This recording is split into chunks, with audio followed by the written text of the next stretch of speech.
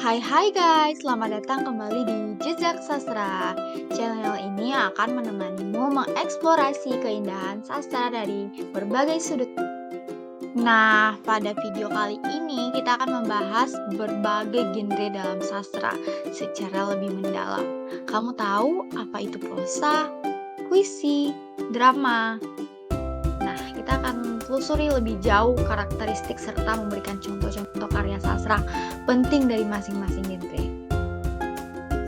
Yuk langsung kita mulai. Tapi sebelum itu, jangan lupa untuk subscribe dan nyalakan loncengnya supaya nggak ketinggalan video terbaru dari Jejak Sastra.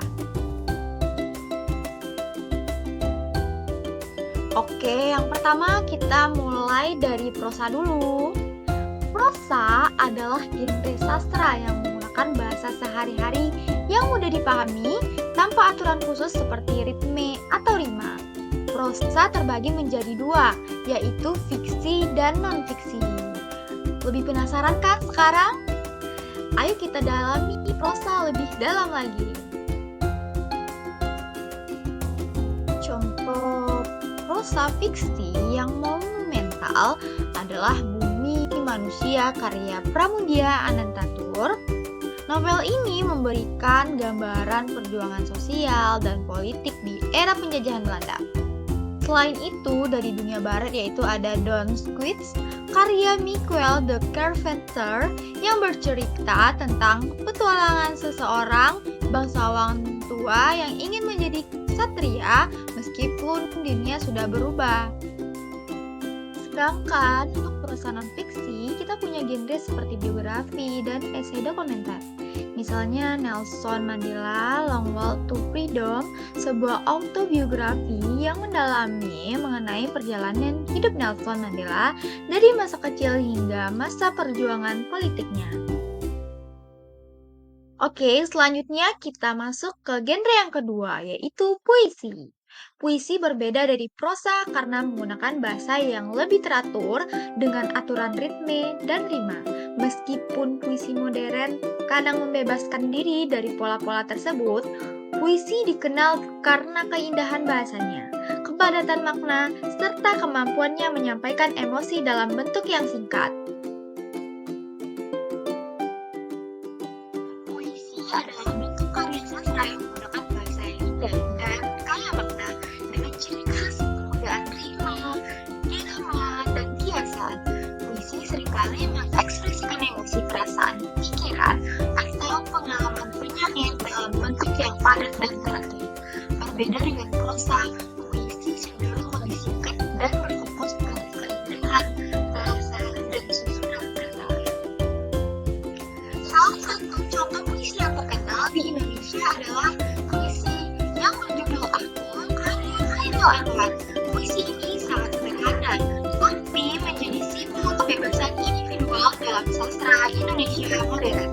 Di dunia, kita juga punya karya monumental seperti The Wasteland karya T.S. Eliot, sebuah puisi modern yang kompleks, menggambarkan kehancuran spiritual dan moral di era pasca Perang Dunia Pertama. Nah, inilah contoh puisi Aku karya Chairil Anwar.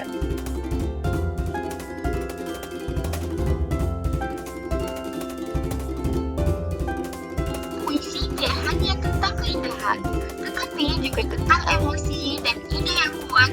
Misalnya The Road Not Taken karya Robert Frost mengajak kita untuk merenungkan pilihan-pilihan hidup yang membentuk takdir kita.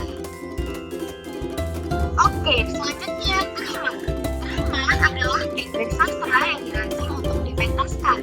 Dalam drama, kita tidak hanya membaca cerita, tetapi melihatnya hidup melalui dialog, aksi, dan ekspresi para aktor di atas panggung. Drama juga memainkan peran besar dalam tradisi teater yang kemudian berkembang ke layar lebar dan televisi. Drama juga memiliki genre-genre di dalamnya, seperti tragedi, komedi, dan drama sejarah. Sebagai contoh, Hamlet oleh Shakespeare adalah tragedi, sementara The Importance of Being Earnest oleh Oscar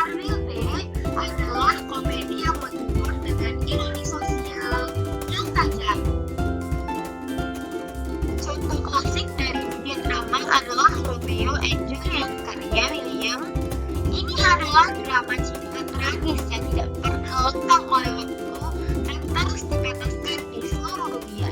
Di Indonesia, kita punya cerita rakyat seperti Sang Kuryang yang juga sering dipentaskan di panggung-panggung teater tradisional, mengisahkan legenda Gunung Tangkuban Perahu.